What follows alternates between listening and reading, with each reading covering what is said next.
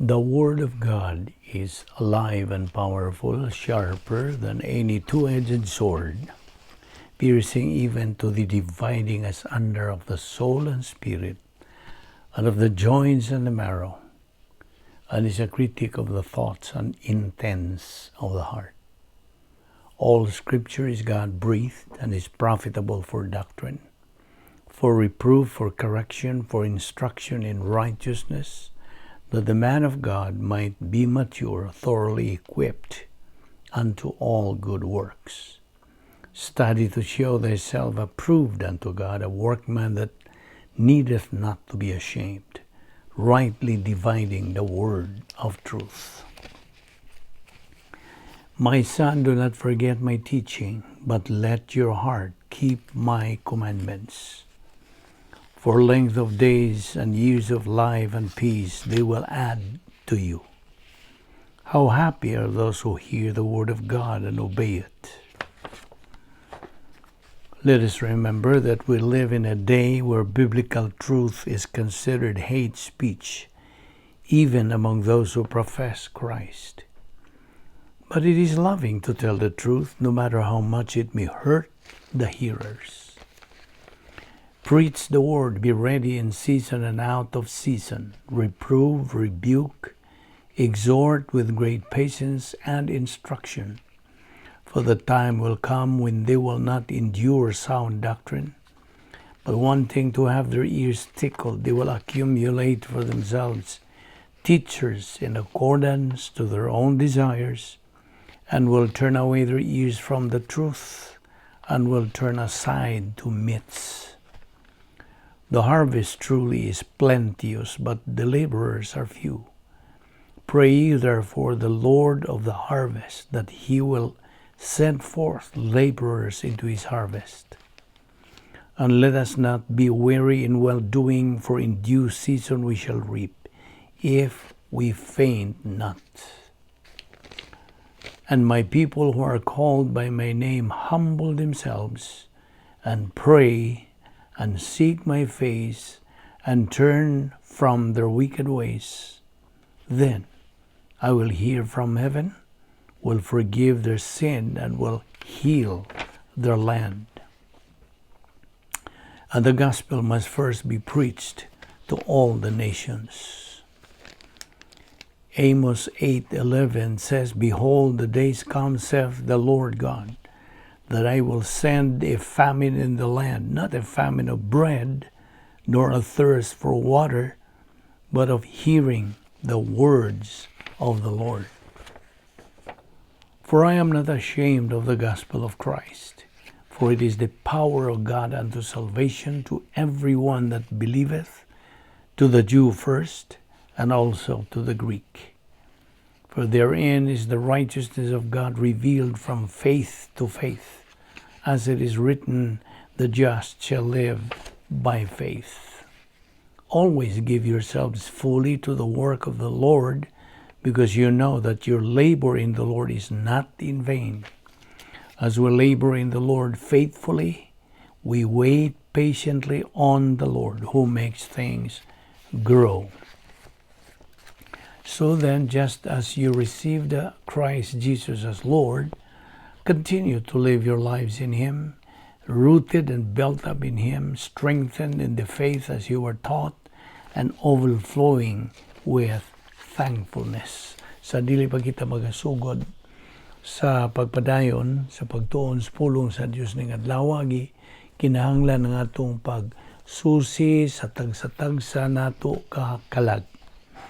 Let us examine ourselves, our conscience, if napakata kitay mga sala nga atong taguan, kini mahimong babag sa atong pagahimoong pagtuon sa pulong sa Dios. So gimanduan kita nga mogamit kita sa prinsipyo diha sa 1 John 1:9, ang gitawag nato recovery technique.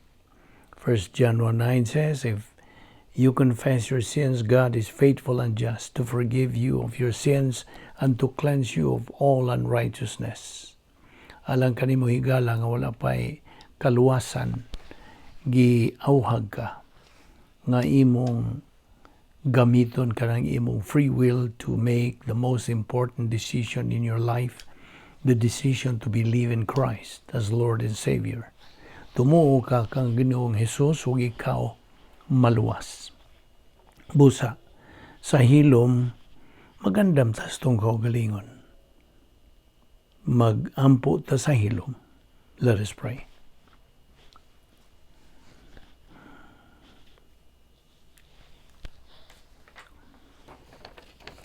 Let us pray once again. Father, we thank you for your faithfulness.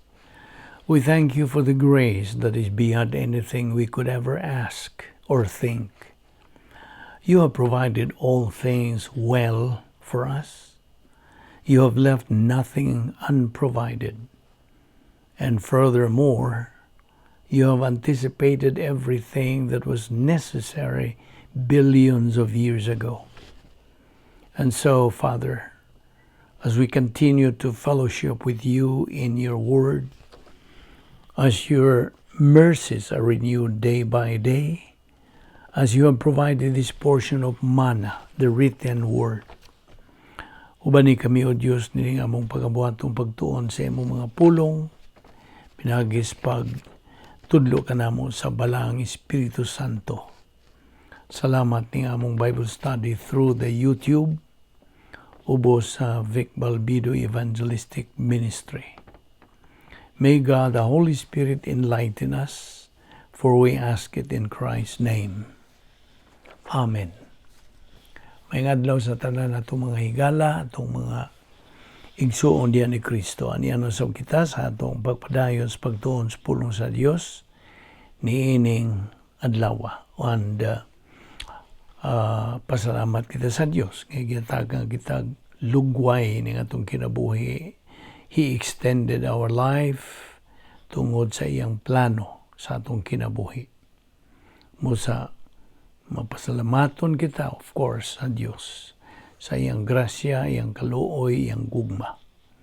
Kita iya pangipabuhi, kapadayon pa kita sa pag-assimilate sa iyang mga pulong. Busa, gikinahanglan ng atong pagsugod sa pag-concentrate sa atong pagatunan. O by the way, doon na kita bago na karon nga uluhan o topic nga atong paghisgutan.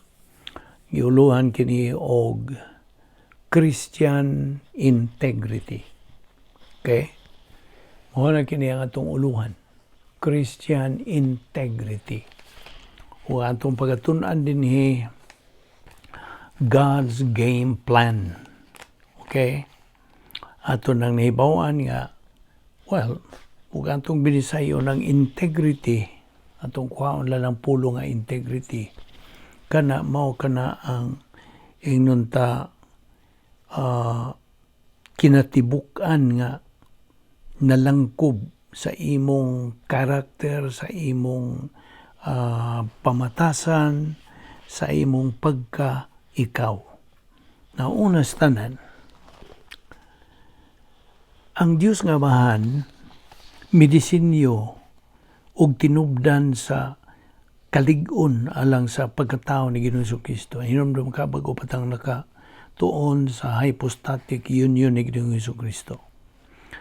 Duha ka mga kinaiya. Kinaiya sa tao, kinaiya sa Dios. 100%, both. Hypostatic union ni Ginoong Jesucristo na karon. Atong gisgutan din hinga. Ang Diyos nga Amahan, siya ang pahiluna o disenyo sa tinubdan sa kalig-on alang sa pagkatao ni Ginoong Jesucristo. Kanang bat-bat misulti na mulong ang atong Ginoong Jesucristo nga siya gibalik-balik yun itong sulti nga siya gipadala sa Amahan o iyang gibutyag o gipahadayag ang Amahan o siya nagatuman sa kabubuton siyang Amahan. At tumabasa kini sa Mateo 11:27, Lucas 22:42 ug Juan 14:10. Now, si Ginoong Jesucristo miyan din sa kalibutan. He did not come to glorify himself. Wala. Or carry out his own program. Wala. Sanglit ang Diyos nga mahan mi plano man sa misyon ni Ginoong Kristo. Ang amahan mi sangkap usab kaniya with powerful resources nga aron siya makatuman sa iyang misyon. Now, ang iyang ingnon ta loyalty, lealtad ngadto sa plano sa iyang amahan, mi sangpot kini resulted in the supreme success pagka madinaugon sa tibuok kasaysayan si Ginoong Kristo mituman sa iyang destino, his destiny nga mao ang manduluwas sa kaliwatan sa tao. Now, ang mga assets, mga kaayuhan nga gisangkap sa Dios kaniya, sa iyang pagkatao, function together as a system of power and love. Okay? Kining maong sistema, mi probar nga labihan sa pagka-epektibo nga si Ginoong Kristo could say in the midst of human suffering, tanawa, taliwa sa tawhanong mga kaantusan, iyang pag-antos. Sa iyang gisulti, my yoke is easy and my burden is light. Mateo 11:30. So, iyang masugakod, iyang makanang, well, I think that's the right word, masugakod. He could endure the cross. Uban sa already demonstrated happiness nga iyang naangkon atol sa iyang kinabuhi in the divine system. Okay, Hebreano 12:2. Ang mga gisangkap sa Diyos nga mahan, maotoy nakapadili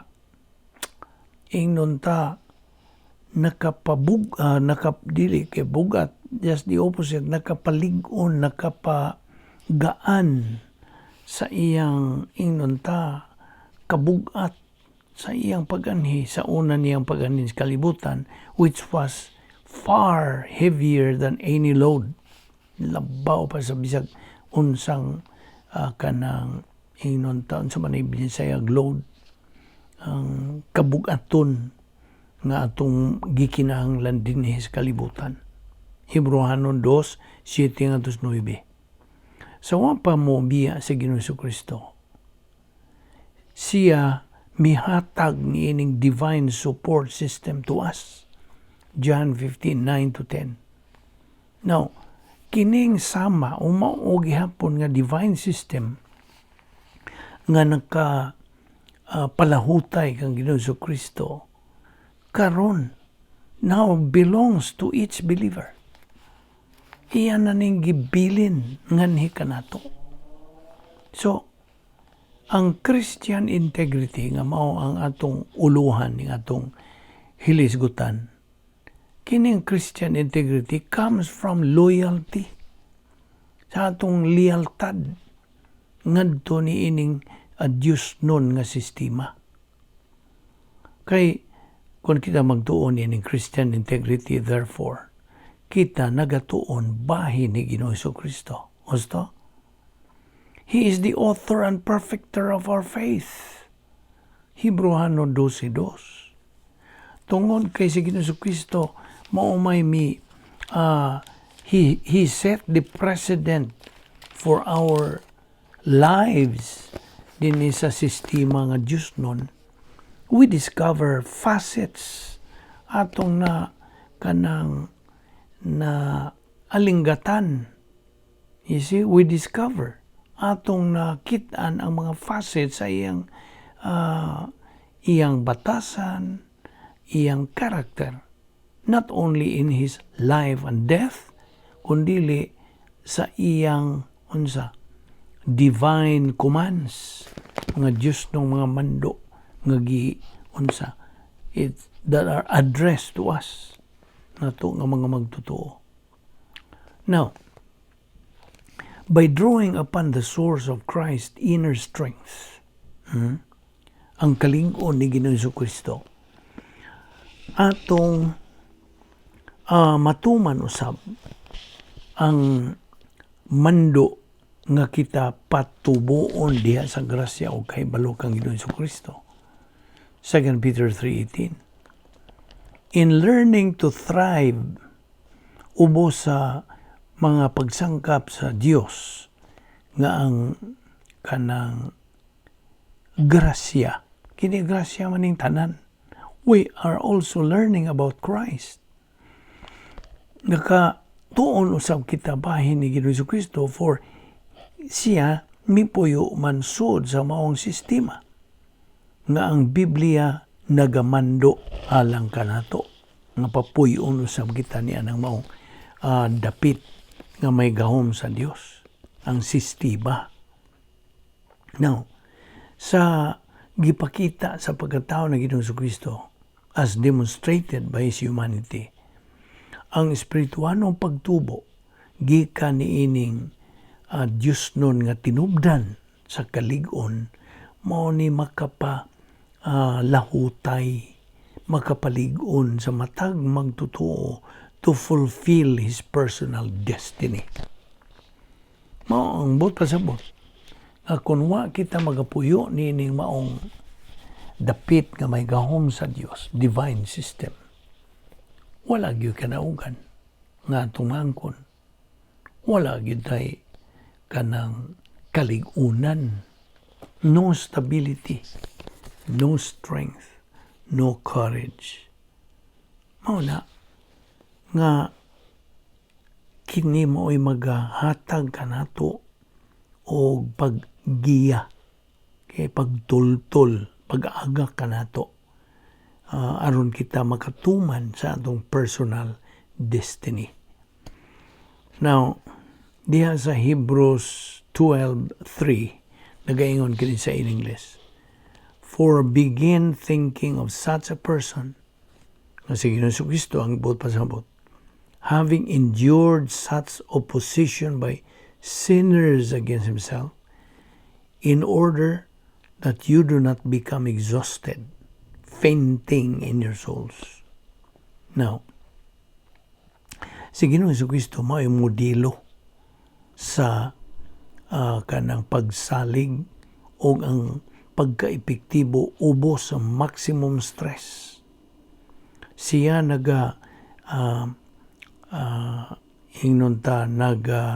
dasig kanato kung kita magantubang o mga pagpiit. Ang iyang ihemplo mao'y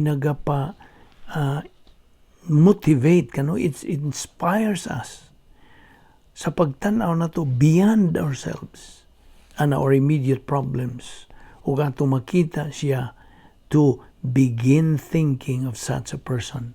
Manibot pa sa diya sa Hebreano 12:3. Now, sa atong pag-reflect kang Ginoong Kristo og sa iyang mga nabuhat, ang tema emphatic na karon gahatag og empasiya nga si Ginoong Kristo mihatag kanato og access to the very system, yaning maong sistema nga mao'y nagasustenir, nagapalahutay kaniya throughout sa iyang unang pagani din sa kalibutan.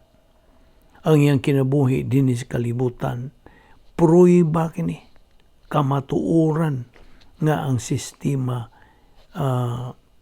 kanang it works. Okay? Misalir.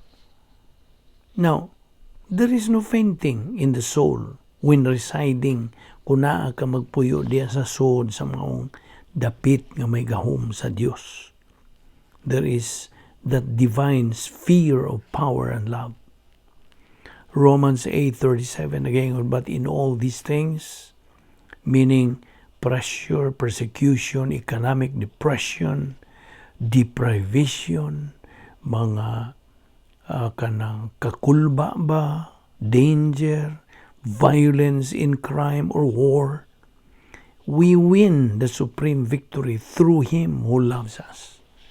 O na gisulti diyan sa Roma 8:37. Now, si Ginoong Jesucristo, mao siya ang atong labing bililhon may nungdanon nga gugma. He is our most important love na kada sa pinadayag 2:4. Now, nailhan nato si Ginoong Jesucristo pinaagi sa atong pagpuyo niya ng maong system, niya ng maong kanang dapit nga may gahom sa Dios. Nga mo iya usab nga gipuy-an samtang dinhi siya dining kalibutan na. So, atong huna-hunaon ang iyang mga huna-huna kay diha sa 1 Corinto 2:16 nagsulti man diha nga mao kini ang huna-huna ni Ginoong Jesucristo. Bible doctrine. We have the same attitude nga mao'y nag-govern sa atong kinabuhi. O we have the same attitude that govern His life. Kinabuhi ni Ginoong Jesucristo. Pilipos 2:5. Ang iyang inner dynamics diha magagikan sa iyang pagpuyo diha sa sistema. His inner dynamics are generated nganhi kanato usab. Eventually, ang iyang mga bertud become our virtues. Ang iyang kadang dako nga katakos sa kinabuhi o kalipay becomes also our capacity. Ang iyang integridad, ang iyang pagkamasaligan, maumantingali ni Visayan sa integrity, pagkamasaligan, His integrity becomes our integrity. John 15:11, 1 Peter 2:9b. Now, kung kita magapadayon sa pagkaton, sa paguna-huna, sa pagtuo, o paggamit sa pulong sa Dios, ang divine system nga itong gisgutan will produce ni ining espirituhan ng pagtubo nganhi kanato. Mateo 6:33, Lucas 2:52. Mao kini ang the very purpose for which God keeps us alive. Mao nang gipabuhi pa kita, mao kanay toyo nganong gipabuhi pa kita.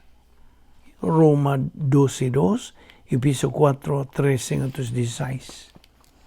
Now diha sa John 1:16, for of His fullness we have all received, and grace upon grace. Now, si Ginoong Jesucristo, iya kining gibilin kanato the heritage of His daily life on earth. Sa diha nga ang Diyos miingon was made flesh and dwelt among us, full of grace and truth. Diha sa John 1:14 kana. Now kining dapit nga may gahom sa Dios with all its parts nga nagalihok in proper balance, nagahatag kanato sa atong Kristohanong pagkinubi og grasya og kamatuoran. Pinagi sa atong pagsabot sa plano sa Dios as a system. Kita gunit usab ug makagamit usab to all God's mandates for us. We can avoid distortions.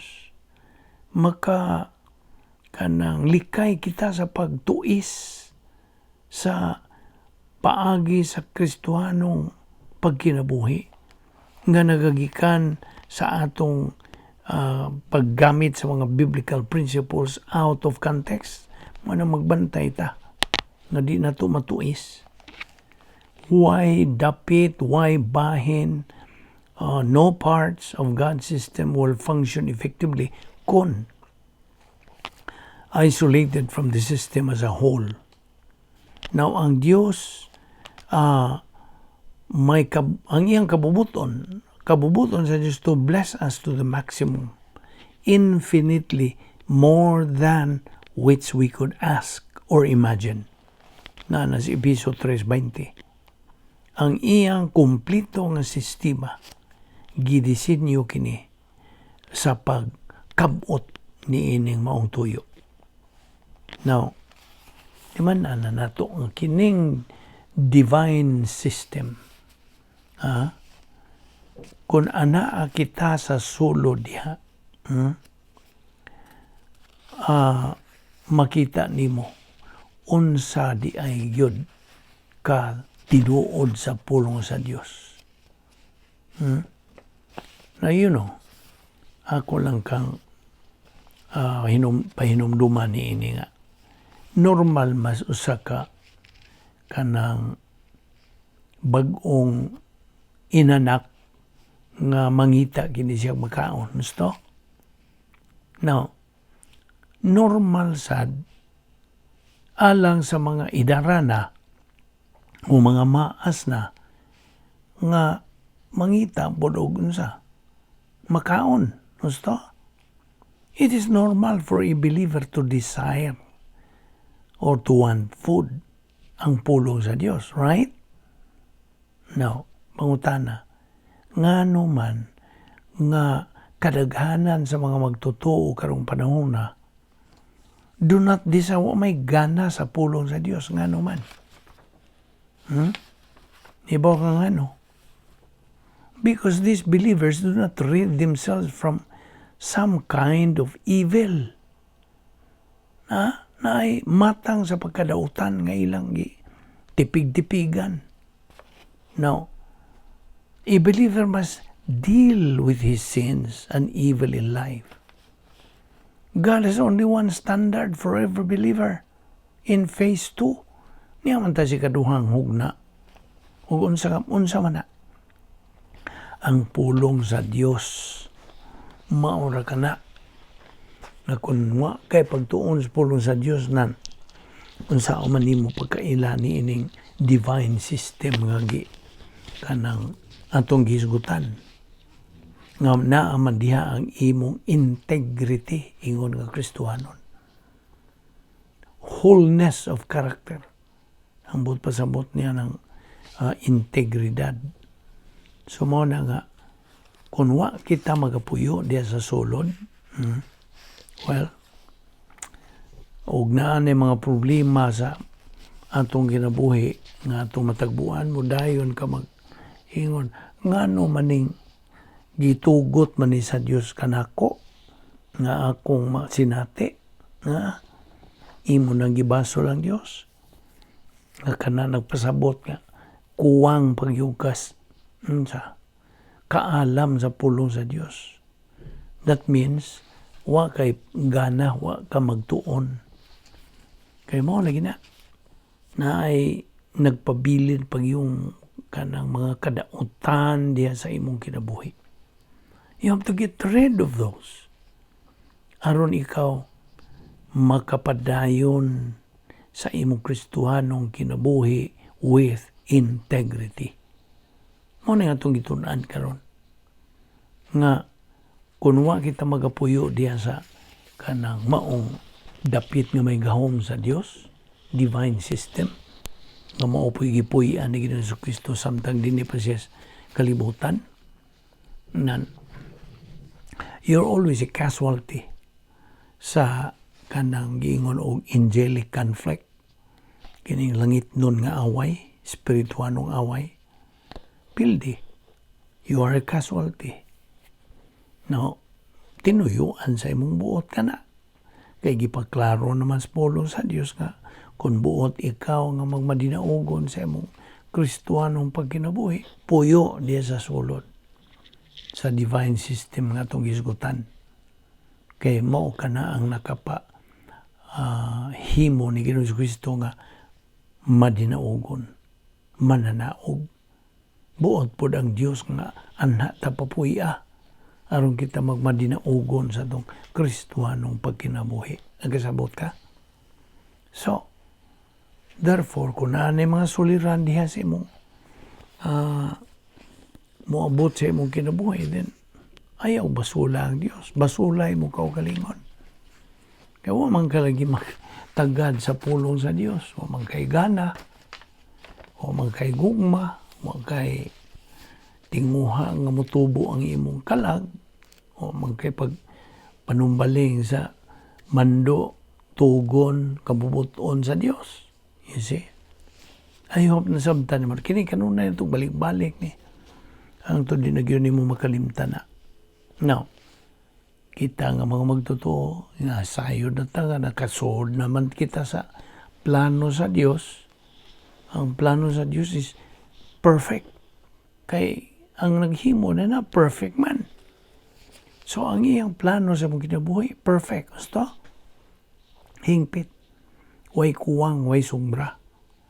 So, mao na nga, gikinahanglan nga, imong unsa, tunan ang pulong sa Diyos ka na dihan imo makatuni. Ang mga paagi, unsa ang imo pagkinabuhi with Christian integrity, ug nga ikaw magkinabuhi, nga makapahimuot sa Diyos. A Christian life, advancing life that pleases God. Of course. Mao man na ang mando sa Dios nga puyon kita diha sa dapit nga naay gahom niya. Sa laing mga ngani ni protocol plan of God, the Christian way of life, unsa pa? Kanang God's power system, all of those, mao ni mga synonym niya ng maong dapit nga ipapuyo sa Dios kanato. Kung nakakita diya sa sulod, then mao na maugmad ang atong pagsalig, pagtuo, paglaom diha sa pulong sa Dios. Kay kung kita magasalig na, pinagis pagsunod niya na, pagtuman niya na, then nagasunod o nagatuman kita sa Dios. Himong suod bagyo nato ang Dios. May very, very intimate ang atong relasyon niya. Naun sa man ka na pag-ugmad ng atong relasyon kung tayo pagtagad, pagtuon sa iyang pulong. You see? Kining atong ministry, ang main thrust yun ini is to what? To spread the gospel, the good news of salvation, and to teach God's truth. Kay usara manggyo kamatuoran wa manggilain. Ang pulong sa Dios mao kamatuoran. Kay mao kanang kinaiya sa Dios. Di nimo mabuwag ang sinulat nga pulong ug ang buhi nga pulong. So, kining plano sa Dios nga atong gisudlan na, ning suod man gyud pag atong higayon nga atong gidawat sa Ginoong Kristo nga atong manluluwas, misuda yung kita automatic niya ning plano sa Dios. Ug unsa may description sa plano sa Dios, ato naman atong giingon nga kana God's plan is the best and the highest. Huwag makalupig. Unya, ang description gyud niya ng plano sa Dios mo ang a right thing done in a wrong way is wrong. A wrong thing done in a right way is wrong. A wrong thing done in a wrong way, labaw na nga wrong. Only a right thing done in a right way is right. Mao kana ang descriptions plano sa Dios. You see? And besides, kining maong plano sa Dios is a problem identifier, problem anticipator, problem preventor, o problem solver. You see? So, mao kana nga, kita gimanduan nga, padayon kita puyo diya sa dapit nga may gahom sa Dios. Nga gitawag na nato karon og unsa may ngan sa atong divine sphere. Operational divine sphere. Ang iya ni Ginoong Jesucristo samtang dinhi pa siya sa kalibutan, first advent, mao tong prototype divine atmosphere. Ayaw na nakalimti. So, kung buot kang magmadinaugon sa imong Kristohanong pagkinabuhi o maugman ka ng imong Christian integrity, then padayon sa pagpuyo. As possible, all the time, naa ka magapuyo niya. Oh, by the way, kung naa ka magpuyo diha sa divine system, ang Diyos nag-andam niya na. Iyan nag-iandam sa kanya itong wapang tanan, billions and billions of years ago. Iyan nag-iandam. Para nimo. Ayon lagtan sa uban, ikaw tanaway mong kaugalingon. Kung ikaw magtotoo, if you are a believer. Okay? Kaya kung di pa ka magtotoo, wa magkailabot pa ni. Until mohimo kag desisyon pag dawat sa kaluwasan, then masuod ka niini. Karon, ikaw magtotoo. I'm addressing this to you, fellow believer. Kay nasuod naman kas plano sa Dios. Kanang dapit nga papuy-an sa Dios nimo, operational divine atmosphere. Ana diha ang kusog, kalig-on, stability, joy, peace, unsa pa, natanan nga mga gisangkap sa Dios. That is why life is fabulous kung nakay pulong sa Dios. Apan miserable po ka kung way pulong sa Dios. You see? What ay mahimo niini kung ikaw na igo niini sa untaman. O ito nagiingon sa atong mga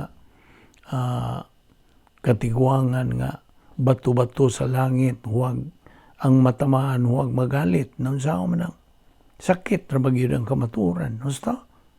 Sakit. Apan kung ikaw magpositibo, kung imong dawato na, musanong ka niya na, muuyon ka niya na, then, kanang kamatuuran nga, kanang sakit, kung maigo ka, mahimo na kanang unsa, kanang honey. It becomes honey. Di ba o baga unsay honey? Di ba tamis? Unsay nga sabi ni Visayan? Kalimot lang ko. So it becomes honey to you. Og imong dawaton ka na, kaayuhan nimo. Di na makadaot, kaayuhan. So mao na, nga maugmad ka ng imong pagtuo, paglaom, o kanang pagsalig sa Dios. So mao kana nga ato laning gi una-una kay mao man kani introduction nato sa atong tun-anan nga giuluhan og Christian integrity ato ning ipadayon ugma. So ayaw sipyat sa pagsunod niini kay taas-taas pa ning atong subayo niini. So gidapit ka higala o igsuon sa pagpadayon nining atong Bible study through the YouTube ubos sa Vic Balbido Evangelistic Ministry. Magampo ta. Amahan mo nga Dios, nagapasalamat kami kanimo ning lain na usab nga higayon nga kami nagatuon sa imong balang pulong. Salamat ninyo Diyos, uban ni kami sa among pagbagbuwag ning adlaw, ilikay kami sa mga kabilinggan, dada kami pagbalik ugma dinhi, ron kami makapadayon sa among pagsibog sa unahan, ingon nga imong mga anak. Aron kami makakaton pagdugang mga punto sa doktrina bahin. Iamong tun-anan Christian integrity. Salamat o Diyos, imo pa kaming lugwayan sa pagpadayon ini. Ting tanan grasya raman. Ing tanan mong gipasalamatan sa ngalan ni Ginoong Jesucristo. Amen.